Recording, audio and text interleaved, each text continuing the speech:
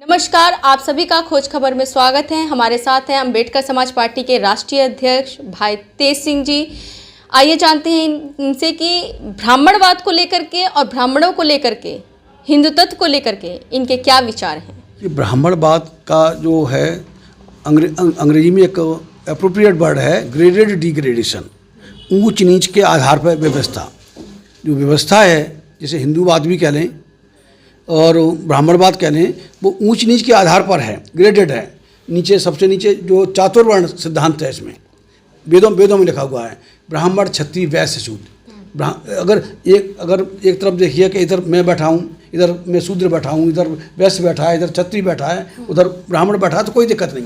यहाँ क्या, इस व्यवस्था में नीचे सबसे नीचे शूद्र है, उसके ऊपर वैश्य बैठा हुआ है, और उसके ऊपर ये क्षत्रिय बैठा हुआ है, और सबसे ऊपर ब्राह्मण बैठा हुआ है।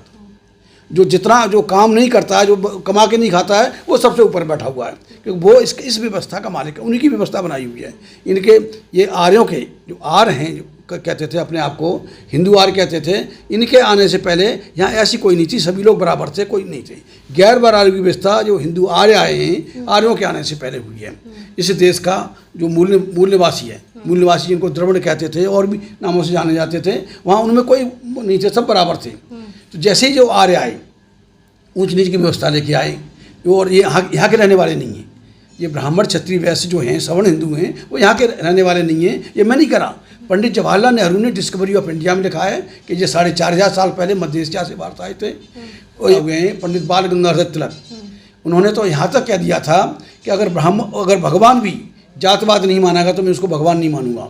उन्होंने आर्कटिक होम इन वेदास नाम की किताब लिखी। उसमें लिखा हुआ है कि हम 5,000 साल पहले आर्कटिक क्षेत्र से हम भारत में आए थे। तो ये वहाँ से आए, वहाँ से आके ऊंच नीच की, इन्होंने आके गुलाम बनाया, वो सारी बहुत बड़ी कहानी है। तो वही जो इनके दिमाग की जो उपज थी कि ब्राह्मण सबसे श्रेष्ठ है, उसके बाद में क्षत्रिय आता है, उसके बाद में वैश्य आता है, और यहाँ तक इन्होंने लिख दिया अपनी किताबों में मनुस्मृति में कि वो ब्राह्मण देखिए कितना घिनौनी बात लिखी हुई है कि ब्राह्मण के साथ साथ चारों वर्ण की स्त्रियों के साथ कुछ भी कर सकता है। क्षत्रिय ब्राह्मण की स्त्री को नहीं छेड़ेगा, बाकी तीनों वर्णों की स्त्रियों के साथ कुछ कर सकता है। वैश्य और शूद्रों की स्त्रियों को कुछ भी कर सकता है, लेकिन क्षत्रिय और ब्राह्मण की स्त्री के साथ उनको छू नहीं सकता, और बाकी शूद्र रहेगा तो शूद्र रह गया। तो इस तरह की घिनौनी व्यवस्था इन्होंने की। सर, आज ये चीज़ें देखने को मिल रही हैं क्या? आज भी बिल्कुल है। तो मैं अधिकारी रहा हूँ, मैंने देखा है कि किस तरह से असल में ये बीमारी ये दिखने में नहीं है। दिखने में तो जो संविधान लागू हुआ, संविधान बराबरी की बात करता है। संविधान ने 26 जनवरी 1950 को भारत का संविधान लागू हुआ, उन्होंने सारी चीज़ बराबर कर दी। लेकिन अगर और उसमें एक भी है, एक आर्टिकल 12 है संविधान में। आर्टिकल 12 में साफ लिखा हुआ है कि कोई भी व्यवस्था, कोई भी किताब, कोई भी रीति रिवाज 1950 से पहले जो चल रहा है, जो ऊंच नीच की बात करता है, वो उसे कोई मान्यता नहीं होगी, उसे नहीं माना जाना चाहिए, उसे ख़त्म कर देना चाहिए। तो ये जितने भी धर्म ग्रंथ हैं, सोकाल्ड धर्म ग्रंथ जो हैं, गीता, रामायण, वेद, पुराण, भागवत, मनुस्मृति, ये जो जितनी भी इनकी किताबें हैं, सब ऊंच नीच से भरी हुई हैं। ये संविधान विरोधी किताबें। अच्छा सर, आप कह रहे हो कि ब्राह्मणवाद खाली क्या ब्राह्मणों में ही है? आज की डेट में क्या और अन्य जातियों में नहीं है ब्राह्मणवाद? अगर कोई संपन्न हो जाए, मैं बता दूं, दलित समाज में अगर कोई संपन्न हो जाता है तो उसमें भी ब्राह्मणवाद आ जाता है। मैडम कहीं ना कहीं ऐसा है कि अपर और लॉ का बर्ताव करने लग जाता है। ब्राह्मणवाद क्या है? एक वायरस है ये। कोरोना से भी ज़्यादा भयंकर वायरस है, और ये वायरस तो एक से दूसरे में फैलता है।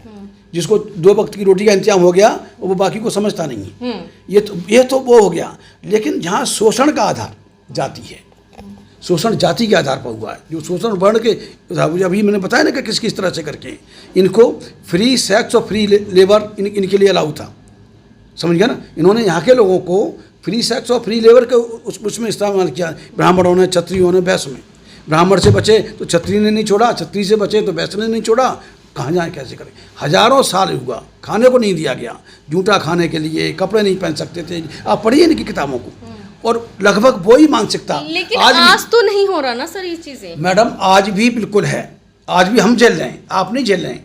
हमें झेलना पड़ रहा है। आप चलिए गांव में, चलिए देहात में, चलिए यहाँ झुग्गी झोंपड़ी में चलिए, या तो शहर में क्या है, शहर की संस्कृति एक अलग हो गई तो उसमें नहीं पता चलता। गांव देहात में चलिए ना, ये मानसिक बीमारी है, ये सवर्ण हिंदुओं की, ब्राह्मण क्षत्रिय वैश्यों की, ब्राह्मणों की मानसिक बीमारी है, और उसी बीमारी से पूरा देश परेशान है, समझ गए ना। और वही जो वायरस है इन दलितों में भी आ गया, जिसको 4 वक्त की रोटी खाने को मिल गई वो अपने भाई को नहीं मानता, वो उसको नहीं मानता, तो ये बीमारी है। लेकिन असली जड़ कहाँ है? ये महात्मा गांधी ने कहा था कि पाप से घृणा करो, पापी से नहीं। अगर आपको मलेरिया का ख़त्म करना है तो आपको मलेरिया कैसे ख़त्म करोगे? मच्छर को जिंदा रखे मलेरिया रहेगा क्या? मच्छर भी बना रहेगा और मलेरिया भी ख़त्म हो जाए। मच्छर को मारना पड़ता है कि नहीं मारना पड़ता? DDT छिड़कनी पड़ती है ना। तो और वो क्यों कहा, गांधी ने क्यों कहा? कि गांधी का समाज ही शोषण करता था, शोषणकारी समाज गांधी का था। जब वो बीपी सिंह जी आए, बीपी सिंह ने कहा हम सामाजिक न्याय करेंगे, लेकिन बीपी सिंह जी ने ये नहीं बताया कि सामाजिक अन्याय कौन करता है। अगर बीपी सिंह इस बात को एक्सप्लेन करते कि सामाजिक अन्याय करने वाला इसमें कौन है, तो उनकी जाति कटघरे में खड़ी हो जाती। उनका यानी कि कहीं ना कहीं आज भी ब्राह्मणवाद का जो है सामना करना पड़ रहा है। पूरा बिल्कुल है, बिल्कुल है। जब तक देखिए ये सत्ता परिवर्तन हुआ है, व्यवस्था परिवर्तन नहीं हुआ। ये व्यवस्था जो ब्राह्मणी व्यवस्था है, ब्राह्मण क्षत्रिय वैश्य शूद्र हैं, और फिर SC ST OBC की 6743 जातियाँ हमने नहीं बनाई। ये अजीब तमाशा है कि पैदा हुआ कि भाई ये रहेगा, ज़िंदगी भर रहेगा, उससे नहीं निकल सकता। चाहे कितना ही बड़ा विद्वान हो जाए, वो ब्राह्मण की श्रेणी में नहीं आएगा। अगर कर्म के आधार पर हो, हैं कहते हैं कर्मंडेवाद का रस्ते माँ फलेजु कदाचन, ये लिखने के लिए इन्होंने क्या लिखा है? अगर कर्म के आधार पर हो तो फिर तो ये सारा एकदम ये व्यवस्था इनकी तो गड़बड़ हो जाएगी। वो ये चाहते नहीं है। तो किसने मना किया है सर? अगर अपने आप को ब्राह्मण बनाना चाहो तो बन जाओ। मेरे बनाने से क्या होता है? लेकिन अगर दिमाग में, सामने वाले के दिमाग में अगर ऊंच नीच भरी हुई है, ऊंच की नज़र में, देखिए मैं अधिकारी रहा, बड़ा अधिकारी रहा, मैं आज मैं आप देखिए कि फर्स्ट क्लास में ट्रैवल करता हूँ, ट्रेन में, हवाई जहाज में ट्रैवल करता हूँ, और बराबर में कोई हिंदू बैठा होता है ना, सवर्ण हिंदू, ब्राह्मण क्षत्रिय वैश्य, तो वो पूछेगा कि भाई साहब आपका नाम क्या है? मैंने बता दिया मेरा नाम भाई तेज सिंह है। उसको बेचैनी होगी, फिर पूछेगा ये आगे क्या लिखते हैं, पीछे क्या लिखते हैं। कम वक्त जब तक मेरी जात नहीं पूछ लेगा, मेरा पीछा नहीं छोड़ेगा, मुझे बताना पड़ेगा कि भाई मैं चमार हूँ। तो ये क्या है? ये मानसिकता है, उनकी मानसिकता है, हमारी नहीं है। हम तो उनके शिकार हैं, हम जातिवाद के शिकार हैं। हम SC ST और OBC के लोग, हम इस देश में जातिवाद के शिकार हैं। जाति के आधार पर आज भी लेना देना सरकार भी, क्योंकि इन्हीं की हुई। संविधान लागू होगा, संविधान के लागू होते ही 5-10 साल में बराबरी, एक गैर बराबरी खत्म हो जानी चाहिए थी। अच्छा सर, यानी कि आप कह रहे हो कि जात खत्म होनी चाहिए, जातिवाद जो है ना वो खत्म हो जाए। जातिवाद खत्म हो जाएगा तो फिर रिजर्वेशन नहीं खत्म हो जाएगा सर? अरे जब जातिवाद खत्म हो जाएगा ना, तो फिर तो वो जो गरीबी अमीरी के आधार पर जो योजना हुई सबको मिलेगी। उसका लाभ हमें ही मिलेगा। ये जाति, तो यानी कि कहीं ना कहीं इसके पक्ष में आप हैं ना? नहीं, बिल्कुल है। पहले जाति खत्म करो, पहले जातिवाद खत्म करो, फिर आरक्षण की बात करो, आरक्षण खत्म करने की बात करो। और जब तक जातिवाद, क्योंकि सामाजिक उस पर था, ये जो आर्थिक कर रहे हैं। आज देखिए बाबू जगजीवन राम 35 साल कैबिनेट मिनिस्टर रहे, डिप्टी प्राइम मिनिस्टर रहे। जब उन्होंने कानपुर में संपूर्णानंद की मूर्ति का उद्घाटन किया था, उनके करने के बाद में यहाँ ब्राह्मणों ने उसको गोबर से, पता नहीं उसके दूध से, किस से नहीं धोया। आज भी देखिए, अभी ताज़ा की बात है, प्रेसिडेंट ऑफ इंडिया, सबसे बड़ा फर्स्ट सिटीजन ऑफ इंडिया है राष्ट्रपति। अभी साउथ में किसी मंदिर में गए थे तो मंदिर में नहीं घुसने दिया राष्ट्रपति को। आप कहने कि जातिवाद खत्म हो गया। इस देश के राष्ट्रपति को मंदिर में नहीं घुसने दिया, मंदिर की सीढ़ियों पर बैठ के पूजा पाठ करके आई। तो सर आज आप देख लो ना, रामनाथ कोविंद जी, हाँ उन्हीं की बात कर रहा हूँ मैं। हाँ। रामनाथ कोविंद जी हैं, उनको मंदिर में नहीं घुसने दिया। साउथ के किसी मंदिर में गए थे दर्शन करने के लिए, मंदिर में नहीं घुसने दिया, और मंदिर की सीढ़ियों पर बैठ के पूजा करके आ गए। ये नहीं हुई हम ठोकर मारते हैं ऐसे धर्म को, जो हमें घुसने, ऐसे भगवान को हम ठोकर मारते हैं जो हमें मंदिर में नहीं घुसने देता है। तो आप कह रहे हो जातिवाद खत्म हो गया?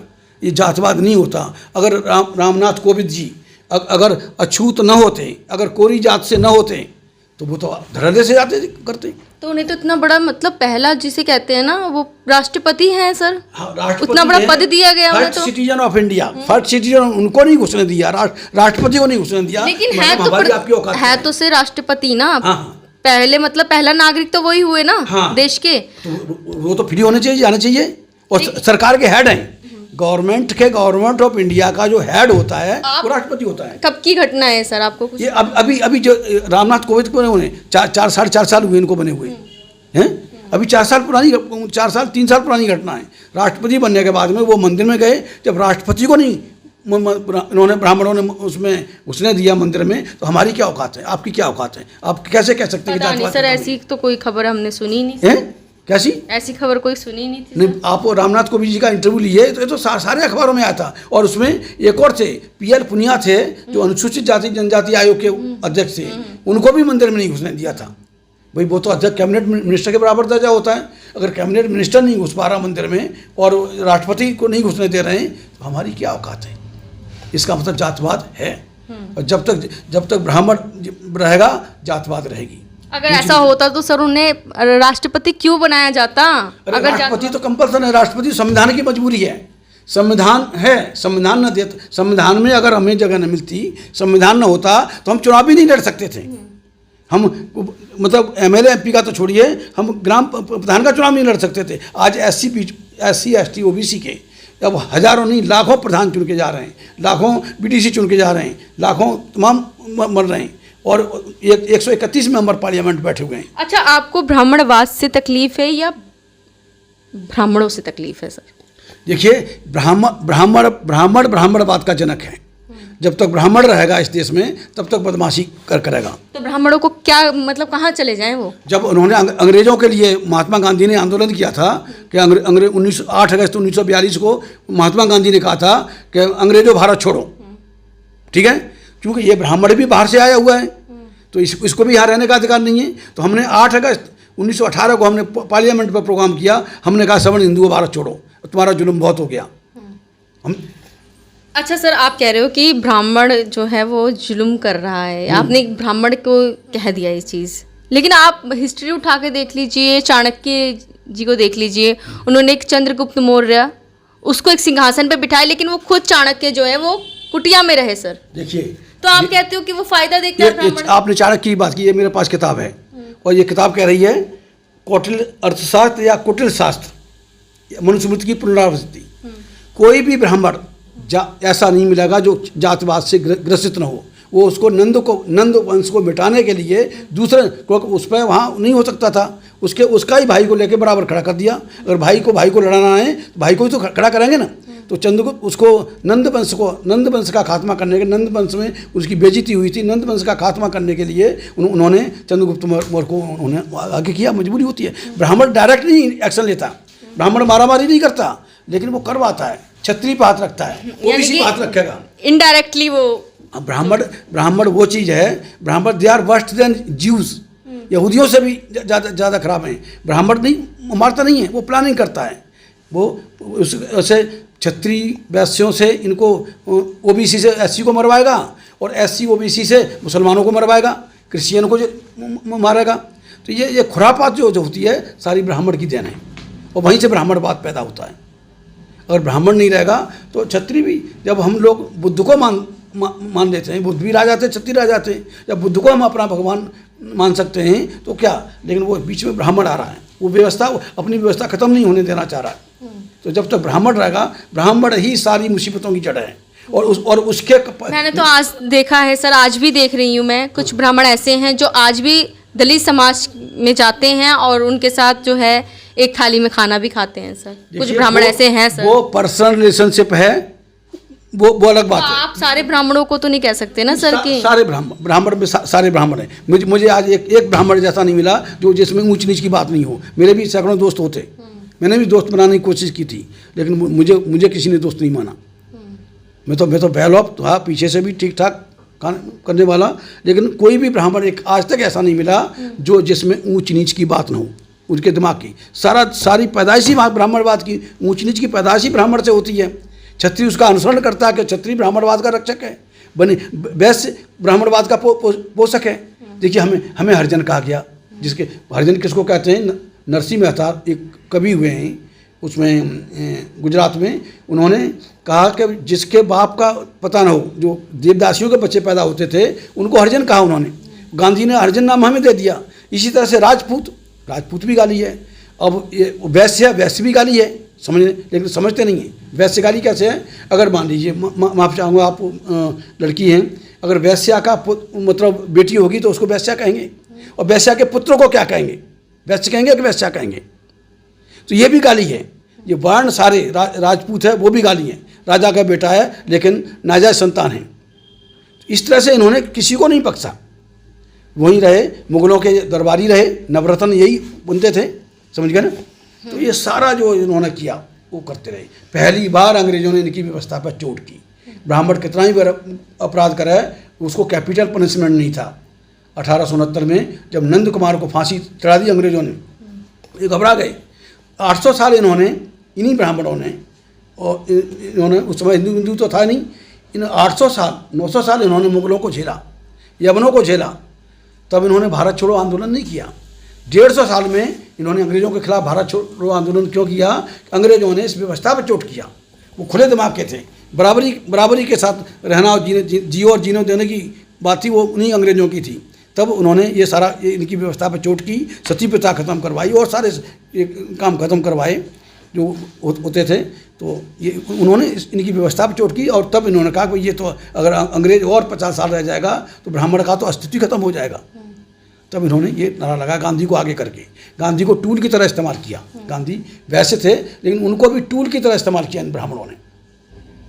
तो ये थे हमारे साथ अम्बेडकर समाज पार्टी के राष्ट्रीय अध्यक्ष भाई तेज सिंह जी, जिन्होंने ब्राह्मणवाद को लेकर के और ब्राह्मणों को लेकर के, हिंदुत्व को लेकर के अपने विचार रखे। तो आप लोग कमेंट बॉक्स में ज़रूर बता सकते हैं इनके विचार कहाँ तक सही हैं और कहाँ तक नहीं हैं।